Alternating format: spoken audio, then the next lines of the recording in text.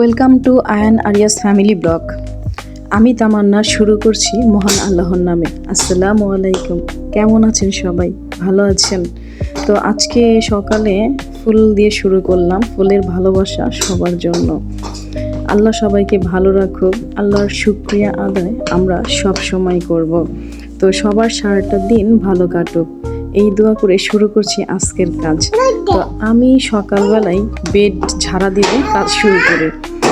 তো এই বেডটা না ঝাড়া পর্যন্ত, বেডটা না গোছানো পর্যন্ত সব কিছু আমার ভিতরে শান্তি লাগে না। তো আমি আগে সব কিছু গুছিয়ে নিই, তারপরে অন্য কাজ শুরু করি। এই চাদরটা আমি 8 বছর আগে যখন ইটালিতে প্রথমবার আসি তখন এনেছিলাম। তো এগুলো এখনও বিছিয়ে ফেলতেছি, কারণ আমার ছেলে মেয়ে দুজন অনেক বেশি চাদর নোংরা করে।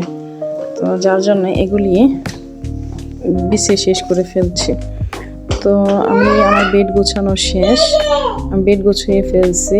এই যে আমার বেডের লোক। তো ওই দিকে আমার ছেলে সোফার মধ্যে বসে সে মোবাইল দেখছে। দেখেন কেমন লাগছে। তো আমি সবসময় গুছিয়ে রাখার চেষ্টা করি, সব সময় যে নিজের চোখে আগে যেটা ভালো লাগবে, তারপর অন্যের চোখে। আগে নিজের ভালো লাগতে হবে, নিজের স্যাটিসফ্যাকশনটা অনেক বেশি জরুরি। তো আমি সব সময় চেষ্টা করি আমাদের যা আছে, যতটুকু আছে, গুছিয়ে থাকার, সব সময় একটা সুন্দর জীবন লিড করার। যতটুকুই আছে আলহামদুলিল্লাহ, আল্লাহর দরবারে আমি সব সময় শুকরিয়া আদায় করি।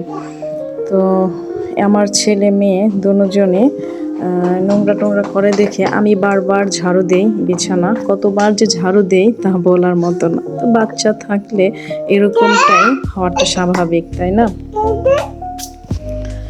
এটা করে আমি যাব রান্নায়। চলেন রান্না করি।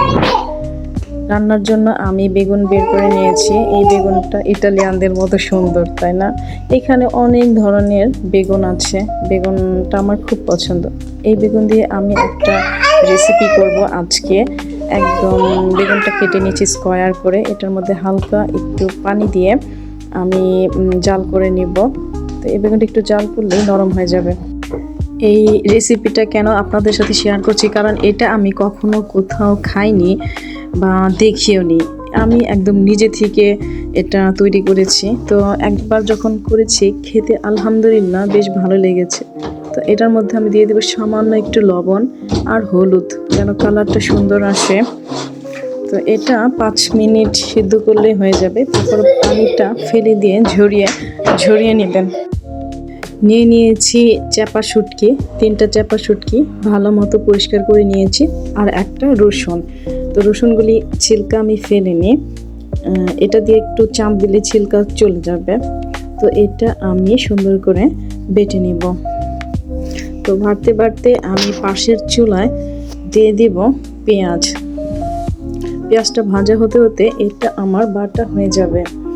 তো দেখেন বাটা হয়ে গিয়েছে। আর বেগুনটা আমি হালকা একটু চাপ দিয়ে নিব যেন ভেঙে যায়। তো চুলাতে দিলে একটু ভালো মতো ঘাটাঘাটি করলেই ভেঙে যাবে। তারপরও আমি এটা চাপ দিয়ে নিচ্ছি। আমি দিয়ে দিব লবণ, তারপরে মরিচের গুঁড়া আর সামান্য একটু হলুদ দিয়ে দিব।